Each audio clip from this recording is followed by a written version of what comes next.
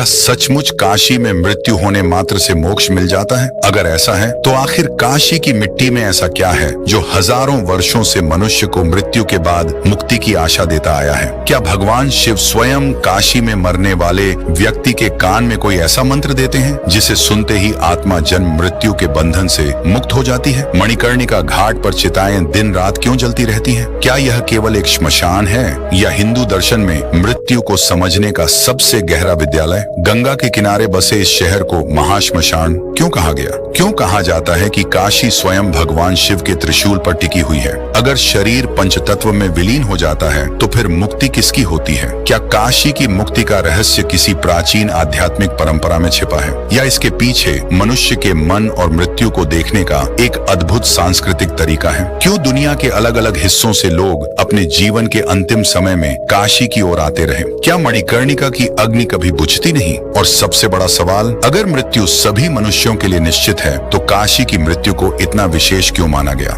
Video अंत तक जरूर देखें। आपसे विनम्र निवेदन है कि यह चैनल त्रिलोक विजन को सब्सक्राइब करके कमेंट में हर हर महादेव लिखकर काशी विश्वनाथ के इस पावन यात्रा में अपनी हाजिरी जरूर लगाएं, क्योंकि आज हम किसी चमत्कार को सिद्ध करने नहीं आए हैं। आज हम किसी आस्था को खारिज करने भी नहीं आए हैं। आज हम चलेंगे उस शहर की गलियों में जहाँ जीवन और मृत्यु एक दूसरे से अलग नहीं दिखाई देते, जहाँ सुबह मंदिर की घंटियां सुनाई देती हैं और कुछ ही दूरी पर किसी शव की अंतिम यात्रा निकल रही होती है, जहाँ एक तरफ कोई बच्चा गंगा के किनारे खेल रहा होता है और दूसरी तरफ किसी परिवार का प्रिय व्यक्ति पंचतत्व में विलीन हो रहा होता है, जहाँ विवाह के गीत भी हैं और श्मशान की राख भी, जहाँ उत्सव भी है और विरक्ति भी। ये है काशी, वाराणसी, बनारस। और इस शहर के बारे में सदियों से एक विश्वास चला आ रहा है, काशी में मृत्यु मुक्ति का द्वार बन सकती है। लेकिन इस विश्वास के पीछे की कहानी क्या है, इसे समझने के लिए हमें आज की काशी से बहुत पीछे जाना होगा। उस समय जब काशी सिर्फ एक शहर नहीं थी बल्कि एक विचार थी, एक आध्यात्मिक अवधारणा, एक ऐसी नगरी जिसके बारे में भारतीय धार्मिक परंपराओं ने कहा कि यह साधारण भूभाग नहीं है। पुराणों में काशी की महिमा बार बार सामने आती है।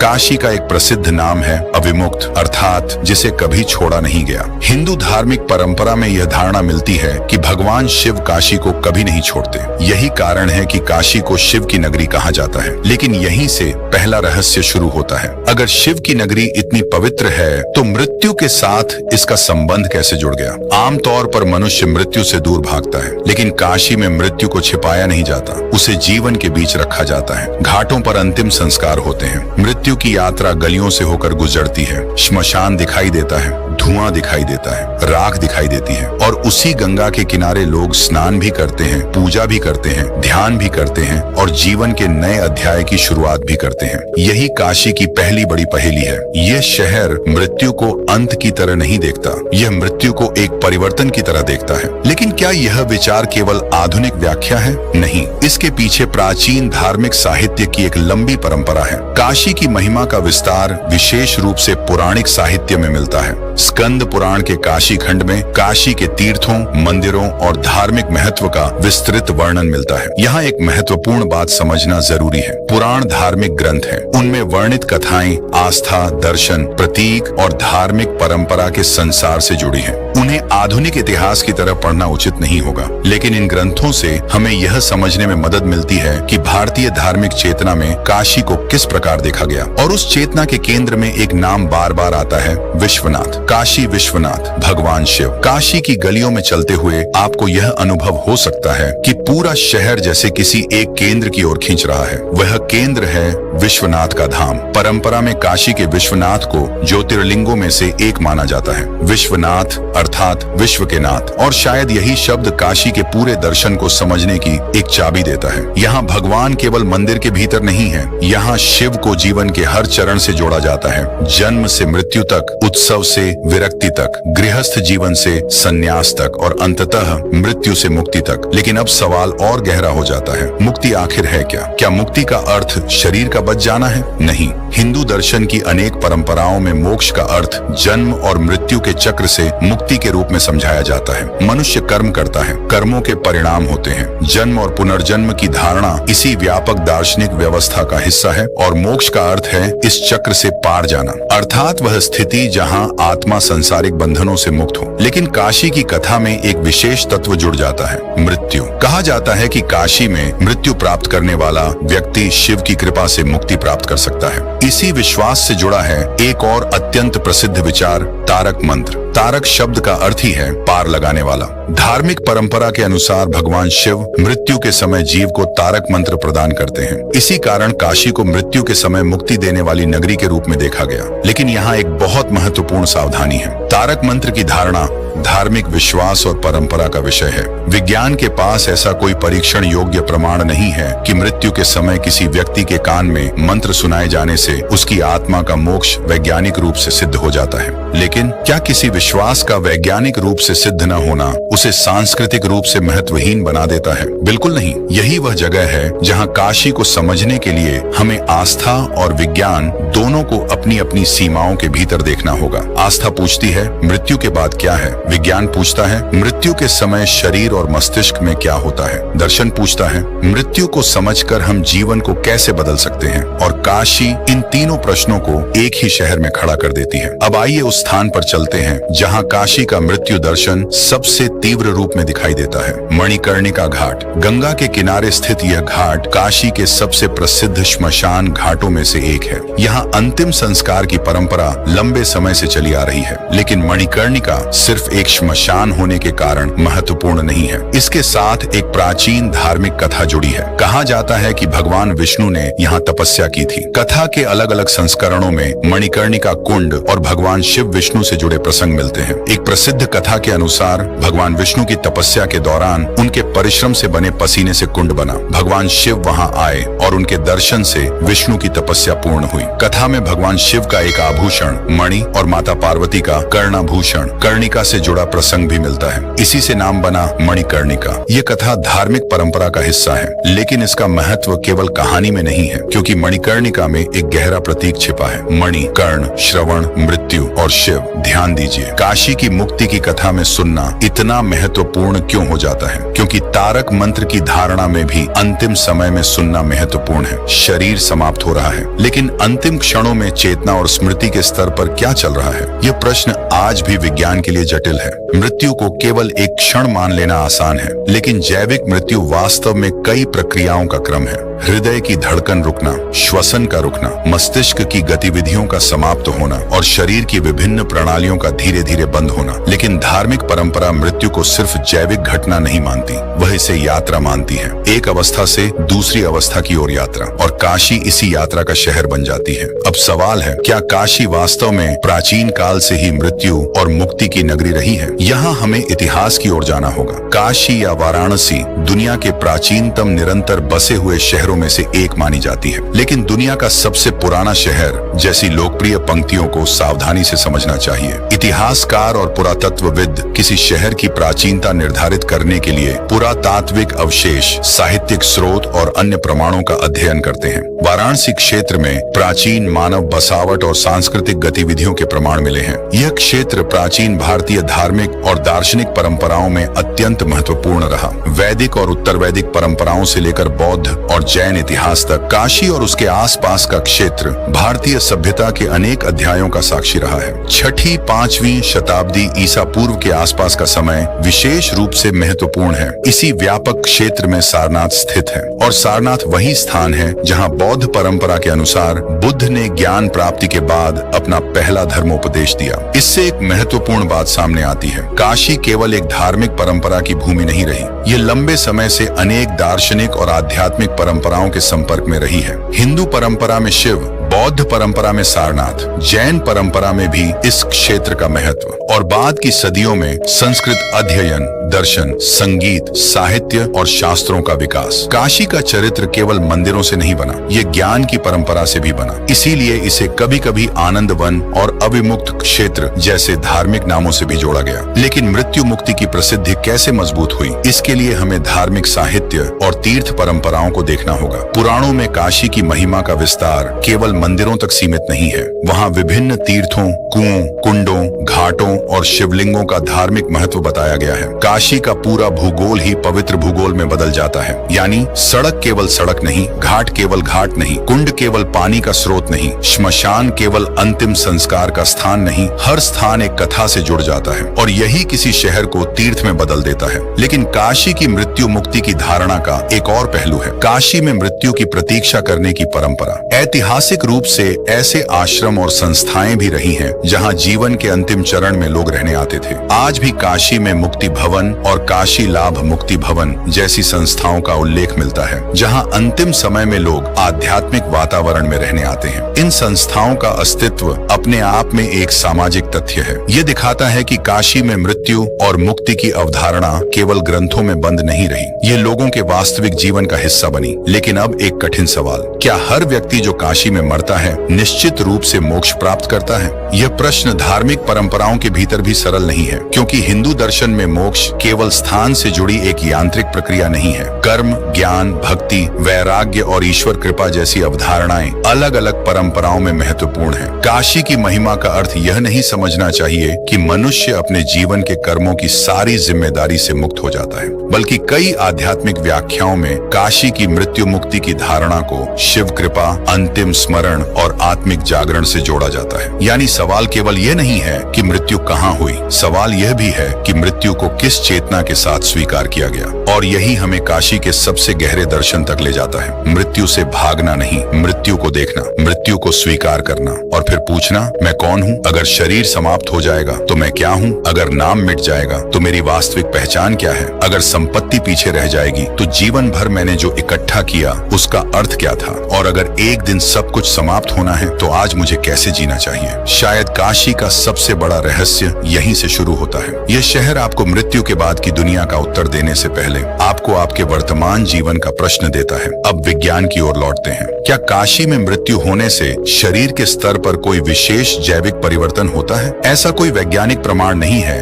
कि काशी में मृत्यु होने से शरीर की जैविक प्रक्रिया किसी अन्य स्थान की तुलना में इस प्रकार बदल जाती है कि उससे मोक्ष सिद्ध हो। मृत्यु के जैविक नियम स्थान के आधार पर नहीं बदलते। मानव शरीर की मृत्यु शरीर की जैविक प्रणालियों के बंद होने की प्रक्रिया है। गंगा के किनारे मरने वाला शरीर भी पंच तत्व की पारंपरिक अवधारणा के भीतर ही देखा जाएगा और वैज्ञानिक दृष्टि से वही जैविक प्रक्रियाएं होंगी जो अन्य स्थान पर मृत्यु के बाद होती हैं। लेकिन विज्ञान यहाँ भी हमें एक महत्वपूर्ण चीज समझा सकता है। पर्यावरण मनुष्य की मानसिक अवस्था को प्रभावित करता है। धार्मिक वातावरण, समुदाय, संगीत, मंत्र, प्रार्थना, नदी, मंदिर, घंटियाओं और अंतिम संस्कार की सामूहिक परंपराएं किसी व्यक्ति और उसके परिवार के अनुभव को प्रभावित कर सकती हैं। यह मोक्ष का वैज्ञानिक प्रमाण नहीं है, लेकिन यह समझने का एक रास्ता है कि किसी व्यक्ति के अंतिम दिनों में आध्यात्मिक वातावरण उसके मन और परिवार के लिए क्यों महत्वपूर्ण हो सकता है। मृत्यु के समय सबसे बड़ा संकट केवल शरीर का नहीं होता, परिवार का मन भी टूट रहा होता है। शोक, भय, अपराध बोध, असहायता और अनिश्चितता, ये सब भावनाएं एक साथ मौजूद होती हैं। ऐसे समय में धार्मिक परंपरा व्यक्ति को एक अर्थ देती है। यह अंत नहीं है, आत्मा की यात्रा आगे है, शिव साथ है, गंगा के किनारे अंतिम संस्कार पवित्र है, मृत्यु के बाद भी एक आध्यात्मिक संभावना है। इन विश्वासों का मनोवैज्ञानिक प्रभाव गहरा हो सकता है, लेकिन फिर वही सीमा, मनोवैज्ञानिक सांत्वना और आध्यात्मिक सत्य एक ही चीज नहीं है। विज्ञान सांत्वना के प्रभावों का अध्ययन कर सकता है, लेकिन आत्मा के अंतिम भाग्य को प्रयोगशाला में मापना उसके वर्तमान दायरे से बाहर है। और शायद काशी की खूबसूरती यही है कि वह विज्ञान और आस्था के बीच इस सीमा को हमें महसूस कराती है। अब काशी के भूगोल को समझते हैं। वाराणसी गंगा नदी के बाएं किनारे पर स्थित है। गंगा यहाँ सामान्यतः उत्तर दिशा की ओर मुड़ती हुई दिखाई देती है। ये भौगोलिक विशेषता धार्मिक दृष्टि से भी अत्यंत महत्वपूर्ण रही है। काशी के घाट नदी के किनारे एक लंबी श्रृंखला में बने हैं। 80 से लेकर राजघाट की दिशा तक अनेक घाटों का सांस्कृतिक इतिहास है। दशाश्वमेध घाट, मणिकर्णिका, हरिश्चंद्र घाट, पंचगंगा, 80। हर घाट की अपनी कथा, अपनी परंपरा और अपना सांस्कृतिक चरित्र है। लेकिन मृत्यु के संदर्भ में दो नाम विशेष रूप से सामने आते हैं, मणिकर्णिका और हरिश्चंद्र घाट। हरिश्चंद्र घाट का संबंध राजा हरिश्चंद्र की प्रसिद्ध धार्मिक कथा से जोड़ा जाता है। कथा में सत्य के लिए राजा द्वारा सब कुछ त्याग देने और श्मशान में काम करने का प्रसंग आता है। यह कथा ऐतिहासिक प्रमाण के रूप में नहीं बल्कि धार्मिक और नैतिक कथा के रूप में समझी जानी चाहिए, लेकिन इसका संदेश बेहद शक्तिशाली है। राजा हो या सामान्य व्यक्ति, श्मशान की आग के सामने सामाजिक पहचान कितनी छोटी हो जाती है। राजा की पहचान, धन की पहचान, जाति की पहचान, पद की पहचान, सब पीछे छूट जाते हैं। अंत में शरीर और फिर राख। यही काशी की दूसरी बड़ी शिक्षा है। मृत्यु समानता सिखाती है। लेकिन क्या यही कारण है कि काशी में श्मशान को महाश्मशान कहा जाता है? धार्मिक परंपराओं में काशी को महाश्मशान कहा गया है। यह शब्द केवल डरावना नहीं है, यह दार्शनिक है। महाश्मशान अर्थात ऐसा स्थान जहां संसार की अस्थिरता लगातार दिखाई देती है। श्मशान हमें बताता है जिस शरीर पर हमें इतना गर्व है वह स्थायी नहीं, जिस धन के लिए हमने जीवन खपा दिया वह स्थायी नहीं, जिस विवाद में हमने वर्षों बिताए वह स्थायी नहीं, जिस अपमान को हम जीवन भर ढोते रहे वह भी स्थायी नहीं। और शायद यहीं से मृत्यु मुक्ति का अर्थ थोड़ा बदल जाता है। हो सकता है मुक्ति का एक अर्थ यह भी हो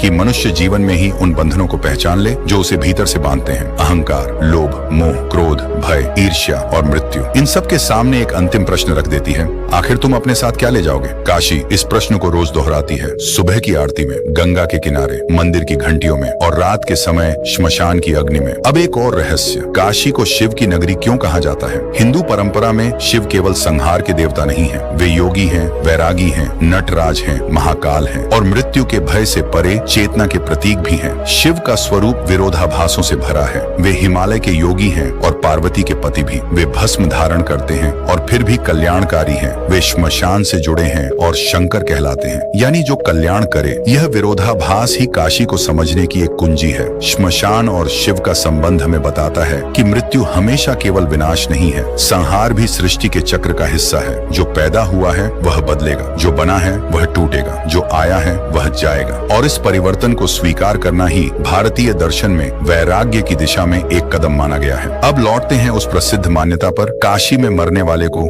शिव तारक मंत्र देते हैं। इस धारणा के कई धार्मिक रूप और व्याख्याएं मिलती हैं। कुछ परंपराएं इसे मृत्यु के समय शिव द्वारा मुक्ति प्रदान करने के रूप में देखती हैं, कुछ इसे परम सत्य के स्मरण के रूप में समझती हैं, कुछ इसे इस विचार से जोड़ती हैं कि अंतिम क्षण में भगवान का स्मरण जीव को संसार के बंधन से पार ले जाता है। लेकिन यहाँ एक बात बेहद सुंदर है, चाहे कोई इसे शाब्दिक रूप से माने या प्रतीक के रूप में समझे, कथा का केंद्र एक ही है, मृत्यु के क्षण में भय के स्थान पर शिव का स्मरण। और शायद इसी कारण काशी की मृत्यु की परंपरा इतनी शक्तिशाली बनी। कल्पना कीजिए, एक व्यक्ति जीवन के अंतिम पड़ाव पर है, सांसें कमजोर हैं, परिवार आसपास है, बाहर गंगा बह रही है, मंदिर की घंटियां सुनाई दे रही हैं, कोई मंत्र बोल रहा है और उसे यह विश्वास है कि वह अकेला नहीं है। उसके सामने मृत्यु है, लेकिन उसके मन में यह विचार है कि मृत्यु के पार भी कोई यात्रा है। क्या यह विचार मृत्यु के भय को कम कर सकता है? संभव है, लेकिन फिर क्या हर व्यक्ति को ऐसा अनुभव होता है? नहीं, मृत्यु व्यक्तिगत अनुभव है। किसी के लिए काशी आशा है, किसी के लिए आध्यात्मिक शांति,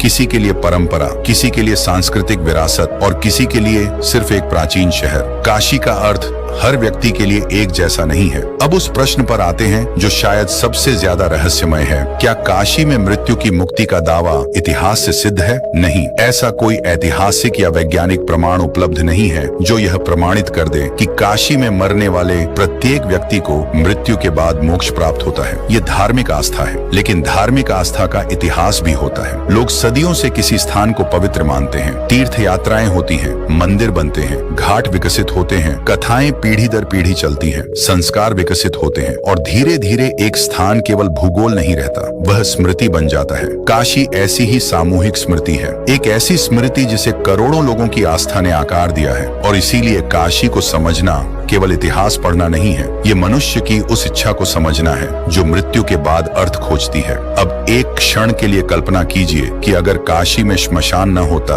अगर यहाँ मृत्यु दिखाई ही न देती, तो क्या काशी का आध्यात्मिक दर्शन वैसा ही रहता? शायद नहीं, क्योंकि काशी की विशेषता यह है कि यहाँ जीवन और मृत्यु के बीच पर्दा बहुत पतला दिखाई देता है। एक तरफ आरती, दूसरी तरफ चिता, एक तरफ विवाह, दूसरी तरफ अंतिम यात्रा, एक तरफ बच्चे, दूसरी तरफ वृद्ध, एक तरफ व्यापार, दूसरी तरफ विरक्ति। यही कारण है कि काशी को केवल मृत्यु का शहर कहना भी अधूरा है। काशी मृत्यु के बीच जीवन को दिखाती है और जीवन के बीच मृत्यु को। यही उसका सबसे बड़ा सांस्कृतिक रहस्य है। अब हम उस चीज की ओर आते हैं जिसे अक्सर काशी के रहस्यों की सूची में शामिल किया जाता है। क्या मणिकर्णिका की अग्नि कभी नहीं बुझती? लोकप्रिय कथाओं में ऐसा कहा जाता है कि मणिकर्णिका की अग्नि अनादिकाल से जल रही है, लेकिन इस कथन को शाब्दिक वैज्ञानिक तथ्य की तरह प्रस्तुत करना उचित नहीं है। श्मशान की अग्नि का धार्मिक महत्व है और वहाँ अंतिम संस्कार की परंपरा निरंतर चलती रही है, लेकिन एक ही भौतिक आग हजारों वर्षों से बिना बुझी जल रही है जैसी बात का ऐतिहासिक या वैज्ञानिक प्रमाण प्रस्तुत करना अलग विषय है। लोक विश्वास और सत्यापित इतिहास में अंतर करना जरूरी है और यही जिम्मेदारी एक गंभीर डॉक्यूमेंट्री की भी है। हम रहस्य को रहस्य रहने दे सकते हैं, बिना उसे झूठा तथ्य बनाए। काशी के बारे में जितना आकर्षक है, उतना ही जरूरी है कि हम कहें यह परंपरा है, यह धार्मिक मान्यता है, यह लोक कथा है और हाँ, यह ऐतिहासिक रूप से प्रमाणित तथ्य है। इन चारों को एक ही समझ लेना काशी के वास्तविक रहस्य को कमजोर कर देता है, क्योंकि काशी को चमत्कारों की जरूरत नहीं है। उसका असली रहस्य उसकी हजारों वर्षों की सांस्कृतिक निरंतरता में ही बहुत बड़ा है। अब एक और प्रश्न,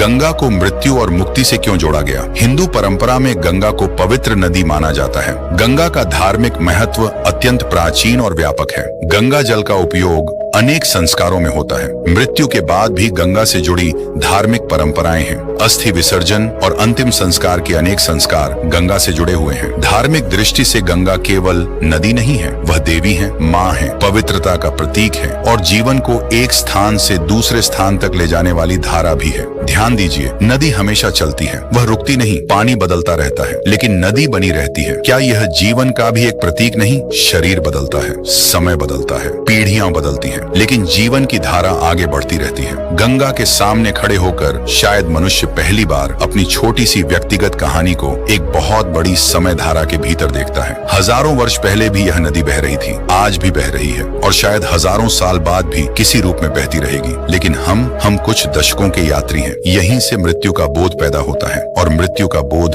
कभी कभी जीवन को गहराई देता है। अब वैज्ञानिक दृष्टि से गंगा की बात करें। गंगा एक विशाल नदी तंत्र का हिस्सा है और इसके पारिस्थितिक, सामाजिक और आर्थिक महत्व को वैज्ञानिक और पर्यावरणीय अध्ययन से समझा जाता है। इसके जल की गुणवत्ता हर स्थान पर समान नहीं है। मानवीय गतिविधियां, सीवेज, औद्योगिक प्रदूषण और अन्य पर्यावरणीय कारक नदी की स्थिति को प्रभावित करते हैं। इसलिए गंगा की धार्मिक पवित्रता और उसके भौतिक जल की वैज्ञानिक गुणवत्ता को एक ही प्रश्न मानना सही नहीं होगा। एक नदी धार्मिक रूप से पवित्र मानी जा सकती है और उसी समय उसके संरक्षण की वैज्ञानिक आवश्यकता भी हो सकती है। वास्तव में शायद यही सच्ची श्रद्धा है। यदि हम गंगा को माँ कहते हैं तो उसे स्वच्छ रखना भी हमारी जिम्मेदारी है। काशी का आध्यात्मिक रहस्य प्रकृति से अलग नहीं है। ये नदी, घाट, मंदिर, गलियां और मनुष्य सब मिलकर काशी बनाते हैं। अब एक और प्रश्न, काशी को अविमुक्त क्यों कहा गया? धार्मिक साहित्य में अविमुक्त का अर्थ उस क्षेत्र से जुड़ा है जिसे शिव कभी नहीं छोड़ते। ये केवल एक भौगोलिक दावा नहीं है, ये आध्यात्मिक प्रतीक भी है। मनुष्य जब मरने से डरता है तो उसके भीतर सबसे बड़ा डर होता है, मैं अकेला हूँ। काशी की अविमुक्त अवधारणा इस डर के सामने एक आध्यात्मिक उत्तर रखती है। तुम अकेले नहीं हो, शिव तुम्हारे साथ है। यही विश्वास मृत्यु को भय से यात्रा में बदल देता है और शायद इसी कारण काशी में शिव का नाम केवल मंदिर के भीतर नहीं, अंतिम यात्रा में भी सुनाई देता है। राम नाम सत्य है, हर हर महादेव। ये शब्द केवल धार्मिक उद्घोष नहीं है, ये मृत्यु के सामने मनुष्य के खड़े होने की आवाज है। मृत्यु के सामने किसी व्यक्ति की सामाजिक पहचान टूट जाती है, लेकिन एक नाम बचता है,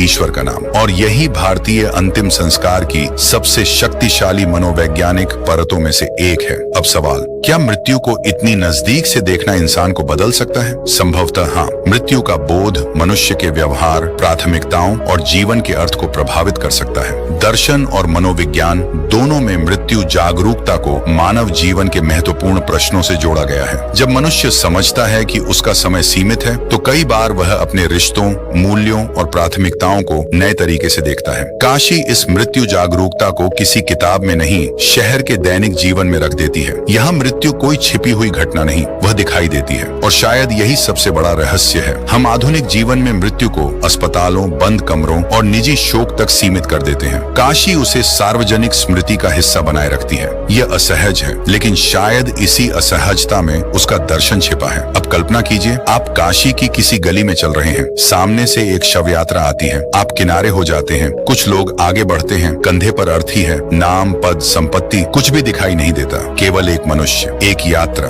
एक अंतिम यात्रा। और फिर वही रास्ता कुछ देर बाद सामान्य हो जाता है। दुकानें खुली हैं, लोग चाय पी रहे हैं, घंटियां बज रही हैं, नावें चल रही हैं, गंगा बह रही है। ये दृश्य शायद काशी का सबसे बड़ा दर्शन है। जीवन चलता रहता है, मृत्यु आती है, फिर जीवन चलता रहता है और मनुष्य इस चक्र को देखते देखते पूछता है, मैं इस जीवन के साथ क्या कर रहा हूँ। अब इतिहास में काशी की एक और बड़ी पहचान है, ज्ञान की नगरी। यहाँ संस्कृत अध्ययन, दर्शन, व्याकरण, वेदांत, न्याय, मीमांसा और अनेक शास्त्रीय परंपराओं का विकास और अध्ययन हुआ। बाद के समय में संगीत और साहित्य ने भी काशी की पहचान को गहराई दी। कबीर की परंपरा काशी से जुड़ी है। तुलसीदास का जीवन और काशी का संबंध भी भारतीय सांस्कृतिक स्मृति में महत्वपूर्ण है। भारतेंदु हरिश्चंद्र से लेकर आधुनिक साहित्य तक काशी ने अनेक साहित्यिक और सांस्कृतिक धाराओं को प्रभावित किया। यहाँ एक गहरी बात है, मृत्यु की नगरी होने के बावजूद काशी ज्ञान और सृजन की नगरी भी है। क्यों? क्योंकि मृत्यु का बोध जीवन को रोकता नहीं, कई बार वह जीवन को और अधिक अर्थपूर्ण बनाता है।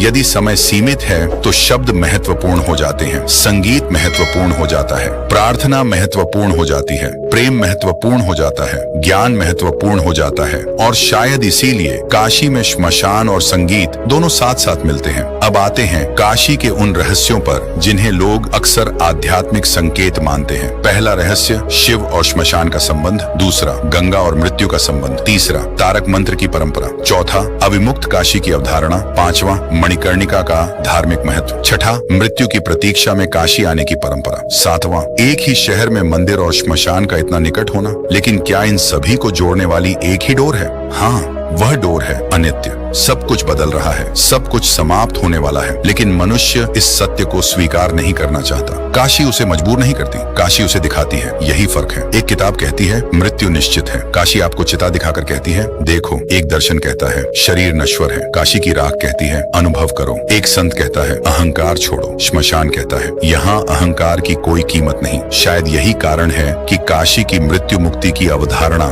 इतनी शक्तिशाली बनी। ये केवल मृत्यु के बाद मिलने वाले पुरस्कार का विचार नहीं है, ये मृत्यु के सामने जीवन को देखने का तरीका भी है। अब एक सवाल जो शायद आपके मन में भी आया होगा, अगर काशी में मृत्यु मुक्ति देती है तो फिर लोग वहां जीवन में साधना क्यों करते हैं? अगर केवल स्थान ही पर्याप्त होता तो साधना, भक्ति, ज्ञान और कर्म की आवश्यकता क्यों होती? यही हमें धार्मिक परंपराओं की गहराई समझनी होगी। काशी की महिमा को केवल यहाँ मर जाओ और सब खत्म जैसे सरल सूत्र में बदल देना उसके दर्शन को बहुत छोटा कर देता है। हिंदू आध्यात्मिक परंपराओं में मुक्ति एक गहरा दार्शनिक विषय है। आत्मा और ब्रह्म का संबंध, कर्म और पुनर्जन्म, ज्ञान और अज्ञान, माया और सत्य, भक्ति और ईश्वर कृपा, इन सब पर भारतीय दर्शन में अलग अलग मत हैं। अद्वैत वेदांत की दृष्टि अलग है, भक्ति परंपराओं की दृष्टि अलग हो सकती है। शैव परंपराएं अपनी विशिष्ट व्याख्याएं देती हैं, पुरानी कथाएं अपनी भाषा में मुक्ति को समझाती हैं। इसलिए काशी की मुक्ति को एक ही वाक्य में बांधना उचित नहीं। काशी एक धार्मिक प्रयोगशाला की तरह है, जहां हजारों वर्षों से मनुष्य ने एक ही प्रश्न को अलग अलग तरीकों से पूछा है, मैं कौन हूँ? अब एक और रहस्य, काशी में मृत्यु की प्रतीक्षा करने वाले लोग वास्तव में किस चीज की प्रतीक्षा करते हैं? सिर्फ मृत्यु की या किसी अंतिम आध्यात्मिक शांति की? कई लोगों के लिए उत्तर दूसरा हो सकता है। वे मृत्यु को एक ऐसी अवस्था मानते हैं जहां सांसारिक संघर्ष समाप्त होंगे, परिवार के बीच अंतिम समय बिताना, गंगा के दर्शन करना, मंदिर जाना, मंत्र सुनना, ईश्वर का स्मरण करना, ये सब अंतिम समय को अर्थ दे सकते हैं। लेकिन हमें यहाँ एक मानवीय सच्चाई भी याद रखनी चाहिए। मृत्यु के समय व्यक्ति की गरिमा सबसे महत्वपूर्ण है। किसी भी धार्मिक विश्वास के नाम पर चिकित्सा, देखभाल या व्यक्ति की इच्छा की उपेक्षा नहीं होनी चाहिए। आध्यात्मिकता और उचित देखभाल एक दूसरे के विरोधी नहीं है, बल्कि अंतिम समय में दोनों की आवश्यकता हो सकती है। काशी की परंपरा हमें मृत्यु को स्वीकार करना सिखाती है, लेकिन इसका अर्थ यह नहीं कि जीवन की रक्षा का प्रयास छोड़ दिया जाए। जीवन जब तक है उसकी देखभाल आवश्यक है, और जब मृत्यु अनिवार्य हो जाए तब गरिमा, शांति और साथ आवश्यक है। यही एक संतुलित दृष्टिकोण है। अब वापस गंगा पर लौटते हैं। काशी में सूर्योदय देखना केवल एक दृश्य नहीं, ये एक प्रतीक बन जाता है। हर सुबह सूर्य निकलता है, हर शाम डूबता है, फिर अगली सुबह लौटता है। मनुष्य जन्म लेता है, जीता है, मरता है, और धार्मिक दर्शन कहता है यात्रा यहीं समाप्त नहीं होती, यह चक्र चलता रहता है। मोक्ष का अर्थ है इस चक्र से पार जाना। तो शायद काशी का सबसे बड़ा प्रश्न मृत्यु के बाद क्या होगा नहीं है। सबसे बड़ा प्रश्न है क्या हम जीवन में रहते हुए उस सत्य को पहचान सकते हैं जिसे मृत्यु अंततः सबको दिखा देती है। मृत्यु कहती है तुम स्थायी नहीं हो। काशी पूछती है तो फिर तुम्हारी स्थायी खोज क्या है? तुम किसके लिए जी रहे हो? किस चीज को अपना समझ रहे हो? किस बात पर गर्व कर रहे हो? किस दर्द को पकड़े बैठे हो? किस व्यक्ति से प्रेम करना भूल गए? किस क्षमा को टाल रहे हो? कौन सा सपना अभी बाकी है? क्योंकि मृत्यु की सबसे बड़ी विडंबना यह है कि वह केवल जीवन का अंत नहीं बताती, वह जीवन का मूल्य भी बताती है। शायद इसलिए काशी में मृत्यु का दर्शन इतना शक्तिशाली है। यह आपको डराने के लिए मृत्यु नहीं दिखाती, यह आपको जगाने के लिए मृत्यु दिखाती है। अब सोचिए, अगर आपको पता हो कि आपके पास केवल 1 साल बचा है, तो क्या आप वही जीवन जिएंगे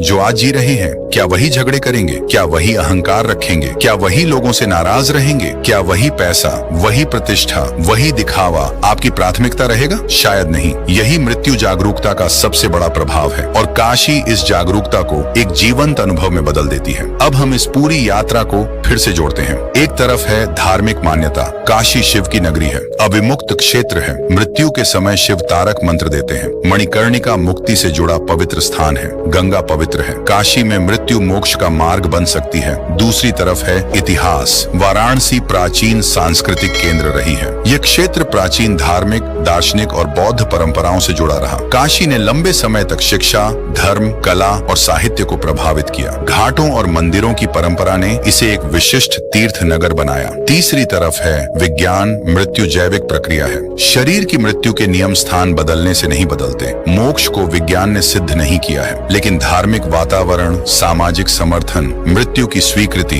और अर्थ की भावना व्यक्ति के मनोवैज्ञानिक अनुभव को प्रभावित कर सकते हैं। चौथी तरफ है संस्कृति। काशी में मृत्यु सार्वजनिक जीवन का हिस्सा है। यहाँ अंतिम संस्कार, गंगा, मंदिर, संगीत, ज्ञान और दैनिक जीवन एक ही सांस्कृतिक भूगोल में मौजूद है। और पांचवी तरफ है दर्शन, अनित्य, वैराग्य, अहंकार का अंत, आत्मचिंतन और मुक्ति की खोज। इन पांचों को मिलाकर देखिए तो काशी का रहस्य किसी एक चमत्कार में नहीं मिलता, वह पूरी व्यवस्था में दिखाई देता है। एक शहर जो मनुष्य को उसके सबसे बड़े भय के सामने खड़ा करता है, मृत्यु। लेकिन क्या काशी सचमुच मृत्यु को जीत लेती है? नहीं, कोई शहर जैविक मृत्यु को नहीं रोक सकता, काशी भी नहीं। हर शरीर यहाँ भी समाप्त होता है। हर चिता की आग एक शरीर को राख में बदल देती है। हर सांस का एक अंतिम क्षण होता है। तो फिर काशी मृत्यु पर विजय कैसे पाती है? शायद मृत्यु को रोककर नहीं, बल्कि मृत्यु के अर्थ को बदलकर। यहाँ मृत्यु केवल खत्म हो जाना नहीं है, यह एक आध्यात्मिक प्रश्न बन जाती है। और जब मृत्यु प्रश्न बनती है, तब जीवन उत्तर खोजने लगता है। यही काशी का असली रहस्य हो सकता है। लेकिन शायद अभी भी एक प्रश्न बचा है। अगर काशी में मुक्ति का इतना गहरा विश्वास है, तो क्या हर उस व्यक्ति को जो काशी में मरना चाहता है वहां जाना चाहिए? इसका उत्तर व्यक्तिगत है। किसी व्यक्ति की इच्छा, स्वास्थ्य, परिवार और परिस्थितियां महत्वपूर्ण हैं। काशी आना आध्यात्मिक यात्रा हो सकती है, लेकिन इसे किसी निश्चित अलौकिक परिणाम की गारंटी की तरह प्रस्तुत करना उचित नहीं। आस्था में भी विनम्रता जरूरी है, और शायद सच्ची श्रद्धा का अर्थ यही है, जो हम नहीं जानते उसके सामने भी सिर झुकाना। हम यह नहीं जानते कि मृत्यु के बाद वास्तव में क्या होता है। कोई वैज्ञानिक रूप से यह प्रमाणित नहीं कर पाया। धर्म अपने अपने उत्तर देता है, दर्शन अपने प्रश्न देता है, और मनुष्य इन दोनों के बीच अर्थ खोजता है। काशी इसी खोज का एक विशाल प्रतीक है। अब अंतिम बार मणिकर्णिका की ओर लौटिए। वहाँ आग जल रही है, गंगा बह रही है, आकाश वही है, हवा वही है, लेकिन एक परिवार के लिए दुनिया बदल चुकी है। किसी का पिता चला गया, किसी की माँ, किसी का भाई, किसी का पति, किसी की पत्नी। कोई अंतिम बार उस शरीर को देख रहा है जिसे उसने वर्षों तक अपना समझा, और कुछ ही समय बाद वह शरीर पंचतत्व में विलीन हो जाएगा। यह दृश्य कठोर है, लेकिन काशी उसे छिपाती नहीं। शायद इसलिए कि जीवन की सबसे बड़ी सच्चाइयों को छिपाने से वे बदलती नहीं है। मृत्यु आएगी, वृद्धावस्था आएगी, शरीर बदलेगा, रिश्ते बदलेंगे, समय बदल जाएगा। लेकिन सवाल है, इन सब के बीच हम क्या खोज रहे हैं? धन, प्रसिद्धि, प्रतिष्ठा या शांति? काशी शायद इसी प्रश्न को हमारे सामने रखती है। जिस दिन सब छूट जाएगा, उस दिन तुम्हारे पास क्या बचेगा? अगर उत्तर है प्रेम, तो प्रेम को आज जियो। अगर उत्तर है भक्ति, तो भक्ति को आज जियो। अगर उत्तर है ज्ञान, तो ज्ञान को आज खोजो। अगर उत्तर है है शांति, तो शांति को कल पर मत टालो, क्योंकि मृत्यु की सबसे बड़ी शिक्षा शायद यही है, समय सीमित है और इसी सीमित समय में जीवन को अर्थ देना है। अब एक आखिरी रहस्य जिसका उत्तर शायद किसी ग्रंथ में नहीं मिलेगा। काशी में मुक्ति किसे मिलती है? जो यहाँ मरता है, जो शिव को याद करता है, जो अपने अहंकार से मुक्त होता है, जो मृत्यु को स्वीकार करता है, या शायद वह व्यक्ति जो जीवन रहते समझ लेता है कि वह स्वयं भी एक दिन इस यात्रा का यात्री है। हो सकता है काशी की असली मुक्ति मृत्यु के बाद नहीं, मृत्यु के बोझ से जीवन में ही शुरू होती हो। जब आपको पता चलता है कि समय सीमित है तो आप छोटी छोटी बातों को छोड़ना सीखते हैं। जब पता चलता है कि शरीर नश्वर है तो आप आत्मा के प्रश्न की ओर देखते हैं। जब पता चलता है कि संपत्ति साथ नहीं जाएगी तो रिश्तों की कीमत समझ आती है। जब पता चलता है कि नाम भी मिट सकता है तो कर्म का महत्व समझ आता है। और जब पता चलता है कि मृत्यु निश्चित है तो जीवन पहली बार वास्तव में दिखाई देने लगता है। यही काशी है, एक ऐसा शहर जहाँ जीवन आपको मृत्यु से मिलाता है और मृत्यु आपको जीवन से, जहाँ गंगा बहती है जैसे समय बहता है, जहाँ मंदिर की घंटी सुनाई देती है जैसे कोई भीतर से पुकार रहा हो, जहाँ श्मशान की आग जलती है जैसे कोई कह रहा हो जो आया है वह जाएगा, और जहाँ शिव की उपस्थिति की आस्था यह कहती है जाना अंत नहीं है। काशी की मृत्यु मुक्ति का रहस्य इसलिए केवल यह नहीं कि यहाँ मरने से क्या होता है, असली प्रश्न है मृत्यु को देखकर हम जीना क्या सीखते हैं। और शायद यही वह रहस्य है जिसे हजारों वर्षों से काशी अपने भीतर संभाले हुए है। आप काशी को एक शहर कह सकते हैं, एक तीर्थ कह सकते हैं, एक सांस्कृतिक विरासत कह सकते हैं, एक धार्मिक नगरी कह सकते हैं, एक ऐतिहासिक शहर कह सकते हैं, लेकिन इन सभी शब्दों के पीछे एक चीज समान है, काशी मनुष्य को उसके अस्तित्व से सामना कराती है। यहाँ भगवान है लेकिन प्रश्न भी है, यहाँ भक्ति है लेकिन तर्क भी है, यहाँ जीवन है लेकिन मृत्यु भी है, यहाँ उत्सव है लेकिन विरक्ति भी है। और शायद इसी विरोधाभास में काशी की सबसे बड़ी सुंदरता छिपी है, क्योंकि जीवन भी तो ऐसा ही है, रोशनी और अंधेरा, मिलना और बिछड़ना, जन्म और मृत्यु, आशा और भय, मोह और मुक्ति। काशी इन दोनों को अलग नहीं करती, उन्हें एक साथ दिखाती है। और शायद इसी कारण जो व्यक्ति एक बार काशी को केवल आंखों से नहीं बल्कि भीतर से देख लेता है वह लौटकर पहले जैसा नहीं रहता, क्योंकि उसे एक बात समझ आ जाती है, मृत्यु से बचना किसी के हाथ में नहीं, लेकिन मृत्यु से पहले कैसे जीना है ये शायद हमारे हाथ में है। तो अगली बार जब आप काशी का नाम सुने, सिर्फ मंदिरों की कल्पना मत कीजिए, सिर्फ गंगा की आरती मत सोचिए, सिर्फ मणिकर्णिका की आग मत देखिए, उस शहर के पीछे छिपे प्रश्न को सुनिए। एक प्रश्न जो हर मनुष्य से पूछा जा रहा है, तुम कौन हो, तुम किसके लिए जी रहे हो, और जब तुम्हारी अंतिम यात्रा निकलेगी तो तुम्हारे पीछे क्या बचेगा। शायद यही प्रश्न काशी की असली घंटी है, और शायद यही वह आवाज है जिसे सुनकर मनुष्य पहली बार मुक्ति का अर्थ समझना शुरू करता है। काशी मृत्यु का अंत नहीं बताती, काशी मृत्यु के सामने जीवन का अर्थ पूछती है, और शायद यही काशी की सबसे बड़ी मुक्ति है। हर हर महादेव। अगर इस पूरी यात्रा में आपको लगा कि काशी सिर्फ एक शहर नहीं बल्कि जीवन और मृत्यु के बीच खड़ा एक गहरा प्रश्न है, तो इस वीडियो को उन लोगों तक जरूर पहुंचाइए जो भारतीय संस्कृति, सनातन परंपराओं और हमारे प्राचीन तीर्थों के रहस्यों को समझना चाहते हैं। कमेंट में सिर्फ इतना लिखिए, हर हर महादेव, ताकि हमें भी पता चले कि आप इस आध्यात्मिक यात्रा का हिस्सा हैं। और ऐसी ही शोध आधारित रहस्यमयी और सिनेमाई डॉक्यूमेंट्री के लिए हमारे चैनल को सब्सक्राइब कर लीजिए। अगली कहानी में फिर मिलेंगे एक और ऐसे रहस्य के साथ जहां इतिहास, आस्था और मानव चेतना एक दूसरे से मिलते हैं। तब तक याद रखिए, मृत्यु निश्चित है लेकिन जीवन को अर्थ देना हमारे हाथ में है। हर हर महादेव।